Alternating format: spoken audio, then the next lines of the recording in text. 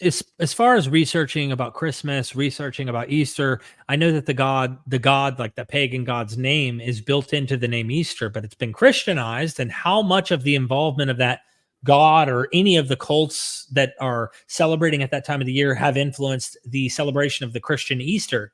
What I would like to say is, without even needing to make those parallel argumentations of proving that Saturnalia or some Roman festival also equates Christmas, or a Norse deity looks very much like Santa Claus, and we have to parallel. Mm-hmm.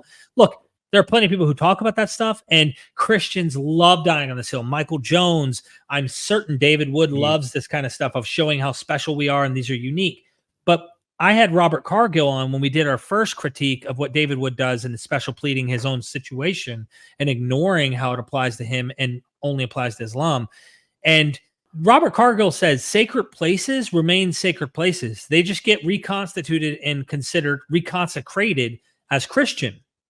I imagine the same goes for seasonal festivals and how they apply those seasonal festivals within their own religious context.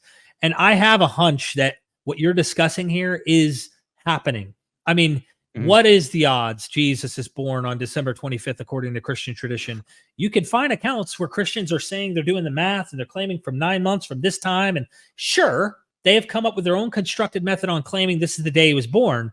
But why is it that it happens complete coincidence at the same time of the year in many of these other situations, that other Saturnalia festivals, the list goes on, where people are even born, demigods are born at the winter solstice time. So I don't rule out that there's some comparisons here. It's just going into the details. Christians want to show how different every detail is. Okay, Jesus turned water into wine. Got it. Show me the exact account where Dionysus turns water into wine. And I can actually show you an account where he turns 3 jugs of water that are put into the temple by the priest. They lock the temple, and the next morning everyone comes in, they're full of wine. 3 jugs, not 6, like the Gospel of John. But as far as water turning into wine, I think that's the best I can find in terms of a documented account saying that. Yeah. There are other accounts where he does wine miracles, turning liquids into wine. But do you need it to say, oh, Dionysus was at a wedding, they ran out of wine, so then he turned 6 jars of water into wine, in order for you to somehow be persuaded that the Dionysian cult and the miracles of Dionysus were influencing the Christian literature we call the Gospel of John? Yeah. That's what they expect. They want Xerox identical, or they don't even want comparisons or potential equivocations in any way, shape, or form. And yet, it just strikes me as so obvious that they wouldn't do that for other religions. They wouldn't extend that charity. I call it charity. It's almost just not paying attention. Like, there is these comparisons. Yeah, I mean, you could even say God works in mysterious ways. He's actually been working throughout the universe, and actually the reason why these motifs and archetypes and stories keep coming up is because, well, they're all God. But you don't want to say that they're God. You want to say, no, they're not. We are. It's interesting. An early Na'aseen preacher who was a Christian, by our definition, if you claim to follow Christ, we consider you Christian. He said that Jesus, Horus was another name for Jesus, Attis, like these other gods were all actually Christ. So he found a way to kind of syncretize other deities into Jesus. Now, he's obviously not Orthodox, but there were Christians early on who were practicing this kind of inclusiveness of other deities representing Jesus, and not this, they were demonic. Even Justin Martyr hints at kind of the demon. Those were demons that like tricked people and falling away. And it looks like Jesus because, well, it's very similar to how Jesus looks, but Jesus is the true one. And his morality is superior to those gods that were raping, like Zeus and other deities. They were known to do things to little boys even that were shocking and scandalous. And Christians capitalized on that when they were arguing against the Roman religion with other people who believed these deities.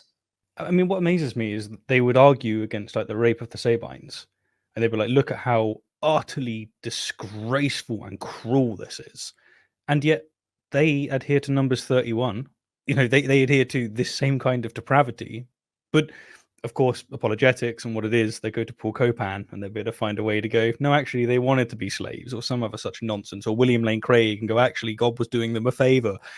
But yeah, it's really interesting. I made a video on Roman apologetics, and I was able to read some of what the Romans had to say in defense of the Sabine, and it's just apologetics. It's exactly the same stuff as you get, which is, to anyone that's not part of the cult, it's insane.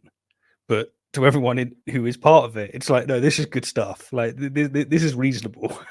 Wow. I'm so glad you brought up that example. That is an amazing one. Looking at the conquest, they're crushing and annihilating the indigenous people of the land and forcing them out of that land, and then taking their women, according to the account. And going to the experts in the field that are critical about this literature, meaning they treat it like they would any other account. They're not special pleading this material. They would do the same probably and say, yep, that just like the Sabine, of course, it's a different account. And they literally are just the women. Yeah, good example of pointing out. And these are origin kind of accounts. So how did Israel form? Yeah. Here's the conquest, part of their origin story. Another situation where you're like, real close again. Is God working in mysterious ways, or is there some kind of thing going on here? But back to what David's driving at here. He's saying that what he said of Christianity is true of other religions and myths too. So he talks about representatives going around with oral preaching. Yeah, that's pretty damn normal. You know, Muhammad did that afterwards. You had it beforehand with many other religions. Like, this is normal stuff. There's nothing unique going on here. I think every cult does this. I mean, in some way, some more aggressively. Christianity came out of the woodwork with an agenda to try and convert the world. And so they kind of have it built into their policy. Hey, we got to change everybody to think like us. And I don't think the other cults had the same missionary activity, yet they probably still did bolster and defend and protect and encourage others of their own deities from their culture. They just weren't doing it to the point where it was over the top. The philosophies that came in started to push these kind of ideas of martyrdom and willing to die, but getting your ideas out there, even if it's death that we have to do to defend our views or defend our nation or whatever it is. We also have writings and quotations outside the New Testament from the next generation of Christian leaders, which included people like Clement of Rome and Polycarp, who knew one or more of the apostles and who continued preaching the message of the apostles, especially the resurrection of Jesus. I'd be willing to grant, even for the sake of argument, that he met one or two apostles that claimed to be there, but I don't know if that's factual at all. And the thing is, this can be done with other religions. I mean, like Mormonism, for instance. Like, plenty of people saw Joseph Smith. You've got their testimonies, right? That's going to do it. You were mentioning earlier about the Phoenix. Like, that's one day afterwards, as you were saying. Does David buy this? Like, does this constitute good evidence enough to believe a miracle? I don't think so. They died, though, Stephen. Yeah, but do you know the difference between a Christian martyr and a non-Christian martyr? Come on, this is an easy one. One's a Christian and one's not. No, come on, man. What? The difference between a Christian martyr and a non-Christian martyr is the Christian martyr actually believed it. Oh, of course. I forgot. They're the only ones who believe in the things that they do. Yeah. But the most interesting source on the eyewitnesses of the risen Jesus is an early Christian creed recorded in 1 Corinthians 15, 3-7. So I just want to emphasize that he's quoting the Bible to prove the Bible's claims. Of course, yes. He is quoting the Bible. And by the way, not all scholars agree this is a creed. That's important to also emphasize. Even though I don't know why it's important, we can grant it's a creed. I wouldn't give a hoot if it was a creed or not. Yeah. And most important witness, here's a guy, Paul. He lists all these earlier guys, which we don't get any of their personal accounts describing this witnessing of Jesus resurrected. Last of all, he appeared to me, one like untimely born, And even in this, there's so much human thumbprint of male ego in Paul writing this. Paul says, after he says, he appears to 500, he appears to the 12, he appeared to the Cephas, Peter, the list goes on and on. As one untimely born, he appeared to me, last of all. And then he says, even though I was the last of all, born out of the right time, and he appears to me, he says, nobody, let me get the exact quote. For I am the least, verse 9, of the apostles, and do not even deserve to be called an apostle. Here, I'm going to humble myself, describing the other apostles before me, because I persecuted the church of God. But by the grace of God, I am what I am, and his grace to me was not without effect. No, I worked harder than all of them. Who's them? All of the people before he listed. He wants think about this, everybody reading this. He wants these Corinthians to take his damn word for it.